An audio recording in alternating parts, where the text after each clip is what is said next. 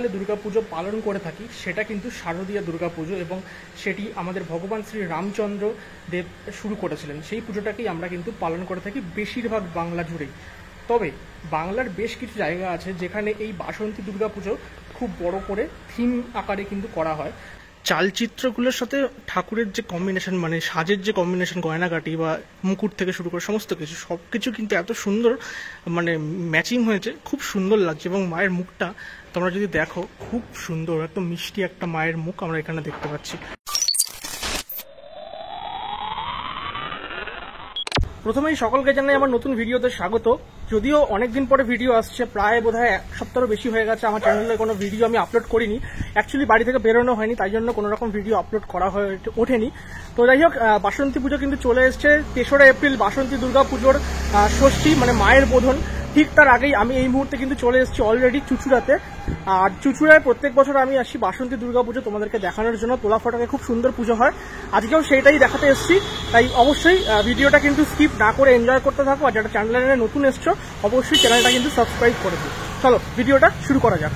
আর এই হচ্ছে চুচুড়া স্টেশনের বাইরের অংশটা, ঠিক এরকম দেখতে লাগছে। আর একদম সামনে গেলে টোটো, অটো সব রকম ব্যবস্থা তোমরা কিন্তু পাবে তোলা ফটক যাবার। আর চুচুড়া স্টেশনের বাইরে আমাদের এই ইন্ডিয়ান ফ্ল্যাগ উঠছে।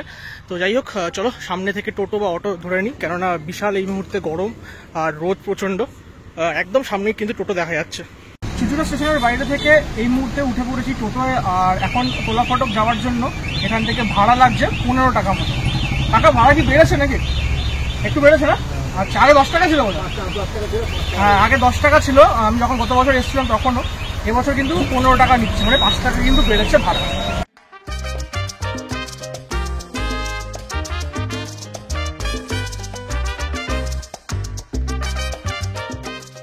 জাস্ট টোটো থেকে নামলাম, আর একদম দেখতে পাচ্ছ লাইটের গেট কিন্তু এখান থেকেই শুরু হয়ে গেছে। প্রত্যেক বছরই কিন্তু এরকম বড় বড় লাইটের গেট থাকে চুচুড়া তোলা ফটকের এই বাসন্তী দুর্গা পুজোর এখানে। এবং অনেকগুলো লাইটিং দেখতে পাচ্ছি রাস্তার দুধার জুড়ে। আর ভালো গরম, মানে হাঁটা যাচ্ছে না। এইটুকু মানে টোটো করে এসছি, তবুও কেমন গরম লাগছে, এতটাই মানে তাপ। যাই হোক, সামনে হচ্ছে মেন গেট।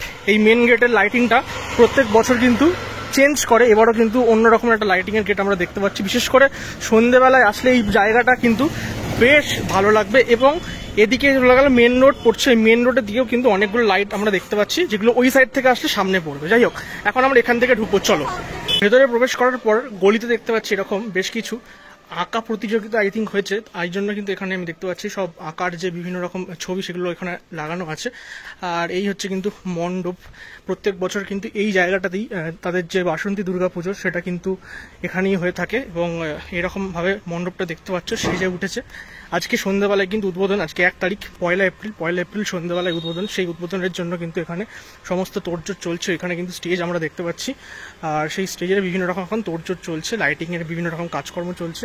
আর এই হচ্ছে সার্বজনীন বাসন্তী দুর্গা পুজোর নাট মন্দির। এই হচ্ছে নাট মন্দির। এখনো পর্যন্ত দেখতে পাচ্ছ ঢাকা দেওয়া আছে, কেননা উদ্বোধন হয়নি, সন্ধ্যাবেলায় উদ্বোধন। তবে তোমাদেরকে আমি এক্সক্লুসিভ অবশ্যই দেখানোর চেষ্টা করব। আর এই হচ্ছে পুরো কিন্তু মণ্ডপের ভেতরের অংশটা দেখতে পাচ্ছ, এরকমভাবে কিন্তু সেজে উঠেছে। আর এবং ওপরে কিন্তু প্রত্যেক বছর যেমন ঝাড়বাতি থাকে, চারদিকে কিন্তু অনেকগুলোই ঝাড়বাতি আমি দেখতে পাচ্ছি। আচ্ছা, নাট মন্দিরে উঠেই আমরা যেটা আগে তোমাদেরকে দেখাবো, প্রত্যেকবারই দেখাই, এবারও দেখাবো।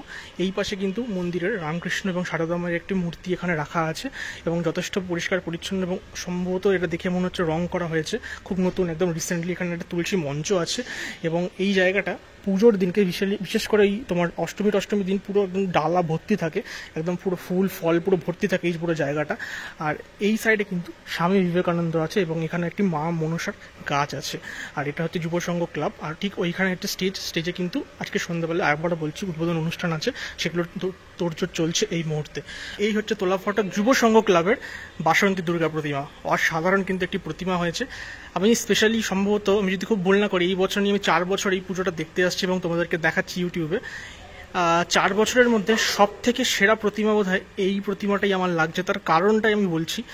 চালচিত্রগুলোর সাথে ঠাকুরের যে কম্বিনেশন, মানে সাজের যে কম্বিনেশন, গয়নাগাটি বা মুকুট থেকে শুরু করে সমস্ত কিছু সব কিছু কিন্তু এত সুন্দর মানে ম্যাচিং হয়েছে, খুব সুন্দর লাগছে। এবং মায়ের মুখটা তোমরা যদি দেখো খুব সুন্দর একদম মিষ্টি একটা মায়ের মুখ আমরা এখানে দেখতে পাচ্ছি।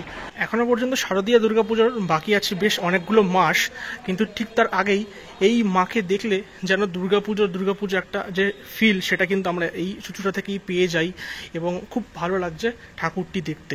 এবং এই বছর কিন্তু এই পুজোর 69 মানে 69 ইয়ার্সে পদার্পণ করলো। এবার এই বাসন্তী পুজোর সম্পর্কে কিছু তোমাদের তথ্য জানিয়ে রাখি এখানে কিভাবে পুজো হয়। ষষ্ঠীতে মায়ের বোধন হয়ে থাকে, মানে ষষ্ঠী হচ্ছে 3 এপ্রিল এবং এখানকার দশমী হচ্ছে 7ই এপ্রিল এবং ঠাকুর থাকবে 7 তারিখ পর্যন্ত। 8 তারিখে কিন্তু বিসর্জন মায়ের, এটা এখানকার ক্লাবের মেম্বারের থেকে আমি জানতে পারলাম এবং তোমাদেরকে কিন্তু জানিয়ে দিলাম। তোমরা যারা এই ঠাকুর দেখতে আসতে চাও, এই চুচুড়ার আশেপাশের লোকজন বা কলকাতা যদি থেকে কেউ আসতে চাও, তাহলে কিন্তু অবশ্যই 8 তারিখের মধ্যে এসে এই মাকে দর্শন করতে পারো বা পুজো দিতে পারো। এবং অবশ্যই কিভাবে আসতে হবে চুচুড়া স্টেশন থেকে সেটা তোমাদেরকে বলেই দিয়েছি।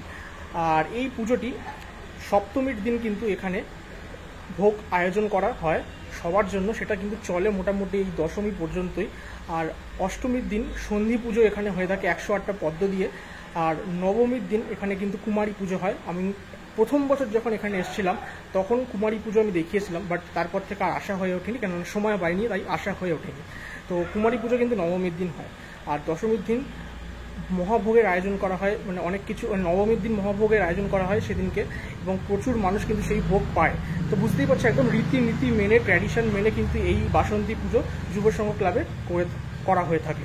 এবং এখানকার যারা লোকালয়ের লোক আছে, লোকাল লোক, তারাও কিন্তু এখানে নতুন জামা কাপড় পরে এই পুজো উপভোগ করে, যেমনটা আমরা শারদীয়া দুর্গা পুজোয় করে থাকি আর কি। তো এই পুজোটা এখানকার এই লোকালয়ে যথেষ্ট পপুলার।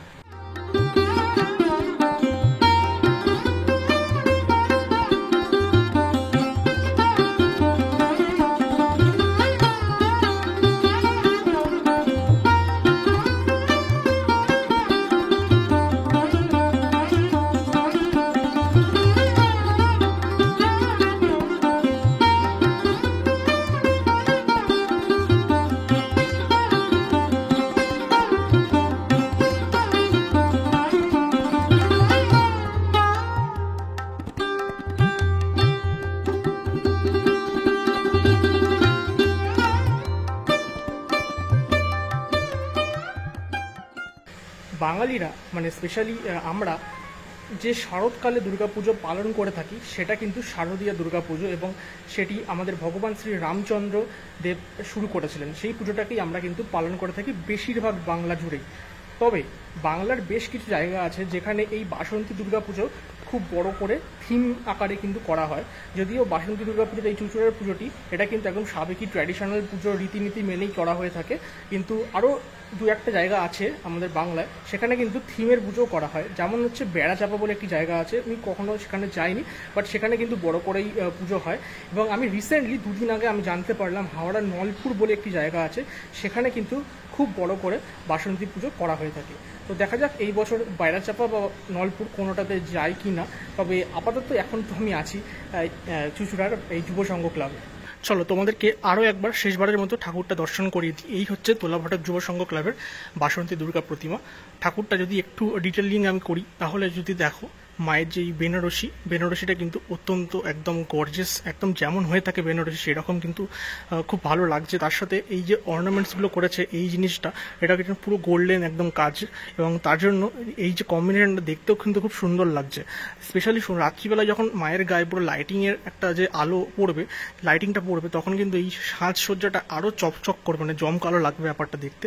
প্লাস চালচিত্রের মধ্যে এই যে কাজকর্মগুলো, কলকাগুলো, সেগুলোও কিন্তু যথেষ্ট সুন্দর হয়েছে। এবং প্রথমেই আমি বললাম চালচিত্রের সাথে এই সব কিছু কিন্তু খুব সুন্দর যাচ্ছে কম্বিনেশনটা। এখানে দেখো গণেশ বাবাজি আছেন, কেননা সব পুজোটাকে গণেশের পুজো, এবং সেই গণেশ বাবাজি আমরা এখানে দেখতে পাচ্ছি। অত্যন্ত সুন্দর লাগছে, যেমন থাকে গণেশের হাতে সব কিছুই অস্ত্র এখানে আমরা দেখতে পাচ্ছি। এছাড়া এর পাশে দেখতে পাচ্ছ লক্ষ্মী, আর তারপরে হচ্ছে মা দুর্গা দশভুজা, একদম সুন্দর, মায়ের মুখটা অসাধারণ লাগছে দেখতে। এবং মোটামুটি আমি যেটুকু এখান থেকে দাঁড়িয়ে সামনে বুঝতে পারছি চালচিত্র নিয়ে এইটা মোটামুটি 15-16 ফুট হবে ঠাকুরটার হাইট। এবং এখানেও কিন্তু মা সরস্বতীকে দেখতে পাচ্ছি, অসাধারণ একটি মূর্তি। এবং এখানে কিন্তু কার্তিক আছে। তো আজকের এই চুচুড়া যুব সংঘ ক্লাবের যে বাসন্তী দুর্গা প্রতিমা সেটা তোমাদেরকে এক্সক্লুসিভলি দেখিয়ে দিলাম এবং ঠাকুরটা সত্যি কিন্তু ভালো হয়েছে, অ্যাকচুয়ালি ভালো হয়েছে। এবং তোমাদের কেমন লাগলো ঠাকুরটা সেটা অবশ্যই কমেন্ট বক্সে জানাতে ভুলো না। এবং যদি ঠাকুর দেখতে আসতে হয় তাহলে কিন্তু 8 তারিখের মধ্যে এসে প্রতিমা দর্শন করতে পারো। এবং সত্যি কথা বলতে এখানের ঠাকুরটা কিন্তু প্রত্যেক বছরই ভালো হয়, কিন্তু এইবারে স্পেশালি আবারও বলছি খুব ভালো হয়েছে।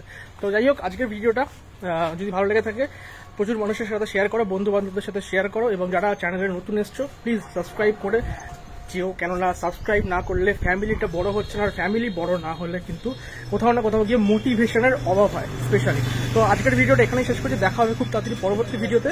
চেষ্টা করবো আরো ভালো ভালো বাসন্তী পুজো, ইভেন সাথে অন্নপূর্ণা পুজো যদি দেখাতে পারি সেটাও চেষ্টা করবো। চলো দেখা হচ্ছে খুব তাড়াতাড়ি পরবর্তী ভিডিওতে। আজকের মতো গুড বাই।